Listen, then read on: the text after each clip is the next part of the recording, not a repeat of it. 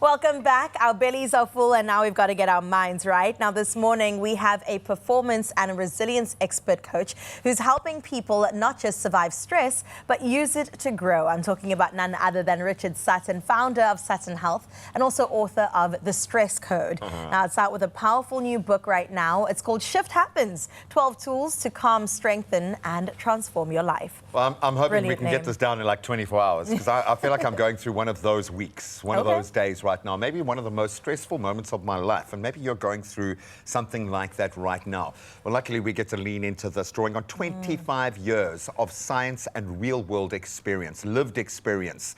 Richard shares his tools trusted by Olympic athletes, by business leaders, change makers, artists who are able to respond to stress with clarity rather than fear. In fact, use that stress.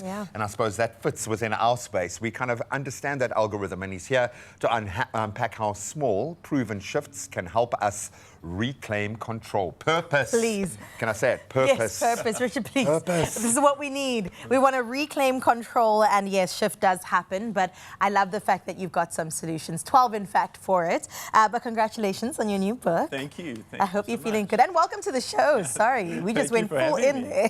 But this must happen with everyone you talk to, dude. There are about 30 jumping off points with you. And what I love about this is immediately everyone self-indulges. I'm like, okay, thank goodness you're here, buddy. Let's start. Let's go. But let's talk about this particular shift, because shift happens, man, every day. But this has got to be a big shift for you. So why this now? Talk us through your journey and where you're at. So I think ultimately it boils down to wanting to make a difference. That's the mission. That's my purpose, is to make a difference.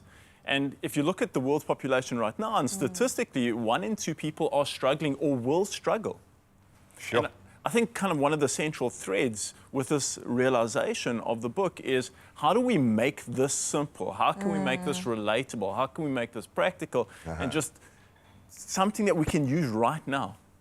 That's brilliant. And thank you that you came to that realization, because as you said, 1 in 2 people, I think it's both of us, actually. I always want to say, it's 2 in 2 people. How do you dumb it down? How do you dumb it down for us folk? Yeah, but that's exactly this.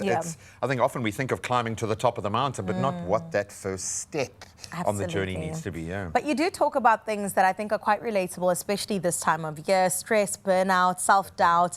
And you say that these are kind of signals and not signs of failure.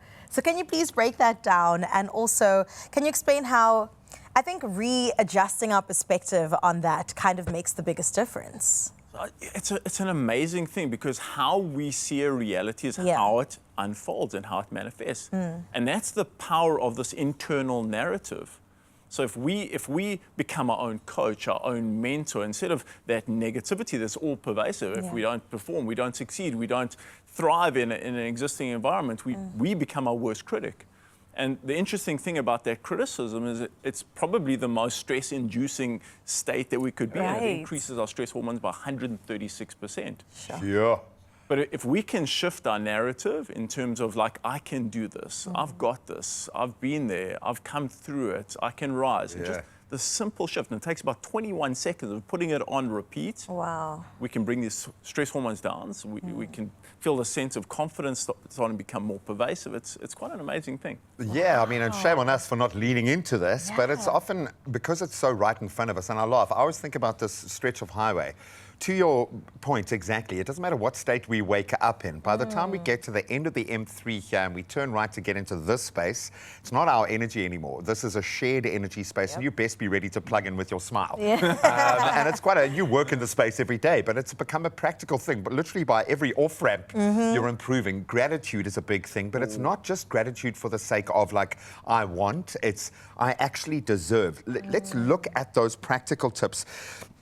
Cold exposure being one, and I want to use this because it brought about a physical transformation in me, but far greater an emotional shift. It allowed me to tap into things that I just didn't know. What is it about this that you back? Well, it's a crazy thing. First of all, there's incredible research on cold exposure.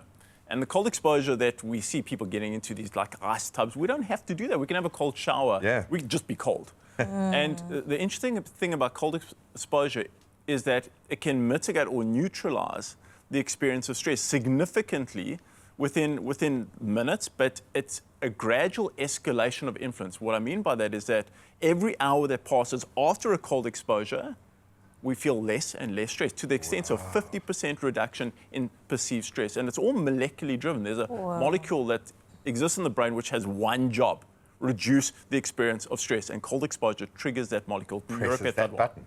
Okay, so if we're not about to take a cold shower, because I don't know if I can commit to that, how about some movement? I know that's another one that you mentioned. Just 6 minutes of it. So how exactly does this work? Wow. It's got to be a hard 6 minutes. Okay. And it's a funny thing. So there's kind of, when we're giving it a full go, should I say, and we're on the bike and it's 20 seconds on and 40 seconds off and 20 seconds on. We do it for 6 minutes.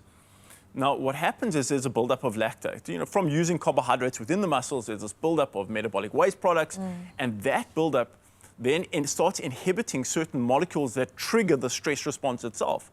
So we can shift our perceptions, basically things that are normally stressful, not stressful. Why?